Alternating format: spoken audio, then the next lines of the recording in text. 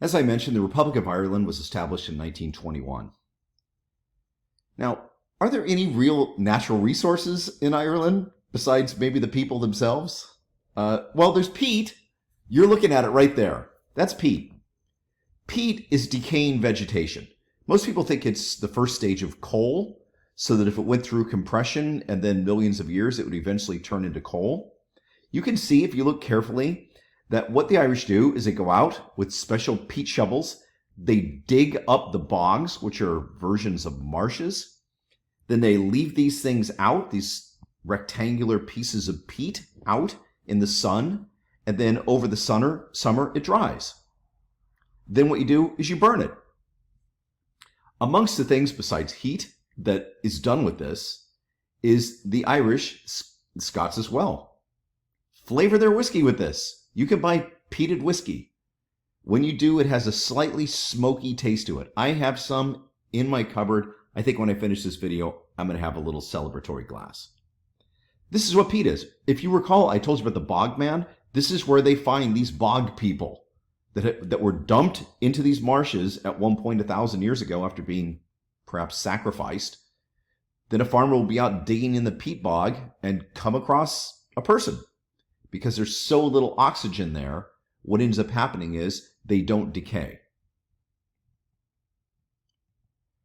The modern Irish economy, of course, is not based on peat. It's based on these three things. Foreign investment. This is what fueled what was known as the Celtic miracle during the 1990s and early 2000s. The Irish have historically had a young but educated population. The only problem was they were unemployed. So what began to happen in the 1990s and early 2000s was the Irish government offered tax incentives for foreign corporations to come and locate in Ireland. By doing this, they would employ the young population that was unemployed. Those people would not leave, and you could tax them. It became things like pharmaceuticals, high-tech companies, and food processing. In addition to that, you've seen this photograph that I have here before. Agriculture and food processing are important parts of the economy. Amongst the things that they make and then export are beer, the very famous Guinness, whiskey, dairy products, and meats. And what cannot be overestimated in terms of its importance to the Irish economy is tourism. The tourism is aimed overwhelmingly at American Irish or Irish Americans, because almost everybody who's Irish American is told about Ireland, even if their parents were never there. My parents were never there. Nevertheless, I knew a lot about Ireland. So when I first went there, I felt somewhat at home. You go to the place where Grandma saw the leprechaun, you have some whiskey, you talk to people in pubs. Pubs are bars. It literally means public house. These are the meeting places of the people in the British Isles. And in Ireland, there are more than 10,000 of them for that relatively small 4.7 million people. Because tourism is so important to the island, they try to keep their little towns and villages as beautified as possible. There's even a competition called Tidy Town. This is Kinsale along the southern coast of Ireland. What happens is a group of people come around and they grade the towns based on how attractive they are, because they know tourism matters. At the same time, if you really want to meet the Irish, you go to a pub. After work, people routinely will meet at the pubs, they'll have a beer, they'll go home. They don't sit out and get blasted, they just have a beer and talk to each other. It's their meeting place. Public house. It is what it sounds like it is. Now we're going to do the math. Ireland is the only country on Earth to have a smaller population today than it had in the middle of the 1800s. Think about that. In 1845, the population of Ireland was something between 8 and 10 million people. Today, there's 4.7 million people. So something has to have happened. Here's what it is. I told you that when the Protestants first began to come over in the 17th century, the British government began to write laws that were highly favorable to the Protestant minority. These laws were called the penal laws. It refers to the word penitentiary. It comes from the same root. They were designed to take power from the Catholics and give it to the Protestants. Catholics were not allowed to vote. They were not allowed to hold office. They were not allowed to send their kids to Catholic school. Now, you might say just send them to the public school. You realize the United States invented the public school system. So the only education system for Catholics in Ireland at the time was the Catholic Church. And Catholics were not allowed to hold large amounts of land. The land they did hold, if it was more than what they were allowed to hold, was confiscated. Then they were heavily taxed.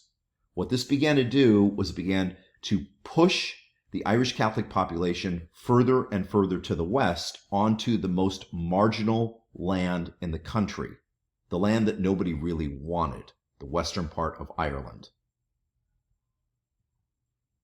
And then, probably Sir Walter Raleigh comes back from the New World and he brings a potato.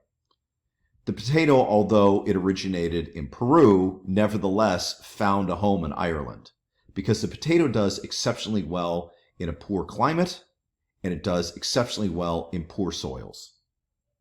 And so what began to happen was this. The Irish began to plant the potato. By the middle of the 1800s, the potato was the primary food source for the majority of people who lived in Ireland. That would mean that my ancestors would wake up in the morning and they would have potato soup for breakfast.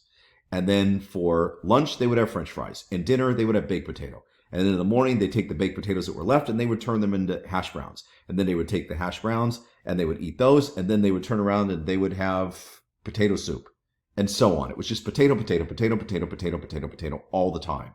Now, potato is an outstanding food source. If you have potato and cow's milk, you have the full range of nutrition, just those two products.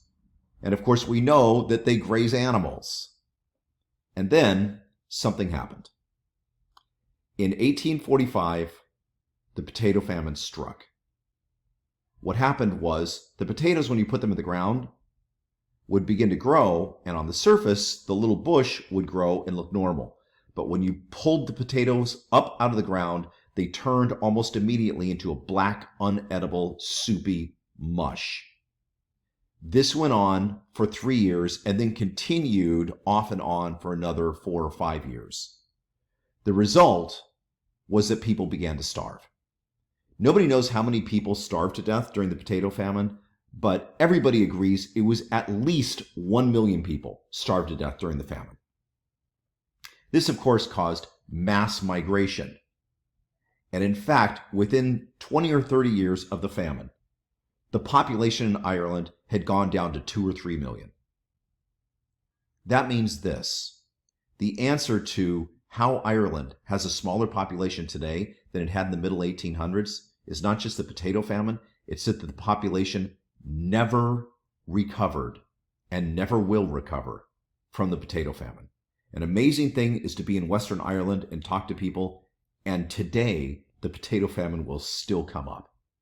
It's amazing, but that is the fact, because it had such an indelible influence on the society. And in fact, this brought on the Irish coming to America. Now, if I tasked you with how to solve a famine, the way you solve it is so self-evident that it would probably elude you. Here's the way you do it. Import food until it's over. There was no famine in the United States or Canada. There was no famine going on in Germany. There was no famine happening in France or in Great Britain, for that matter. It was happening in Ireland. But the people who controlled the country literally cordoned the country off and made it illegal for the Irish to go out and, for example, fish or hunt. And in some cases, if you were caught doing it, you were hung. In the western part of Ireland, you see things like this all over the place. These are famine houses. This is where the people lived in the western part of the country overwhelmingly who starved to death. And the remnants of that is still there. In fact, on some hillsides, believe it or not, you can still see the rows on the sides of the hillside where the potatoes had been growing 150 plus years ago. So this is the Celtic Cross in a cemetery. Perfect for the conversation, right? Or the discussion. This is a symbol of Ireland. And what it is this. When St. Patrick first began to convert the Irish to Catholicism, the Irish worshiped the sun. So he came up with a trick because he knew that they were not just going to easily convert over to Christianity. So what he did was he put the sun on the cross so that the transition would be easier. That is what the Celtic Cross is about.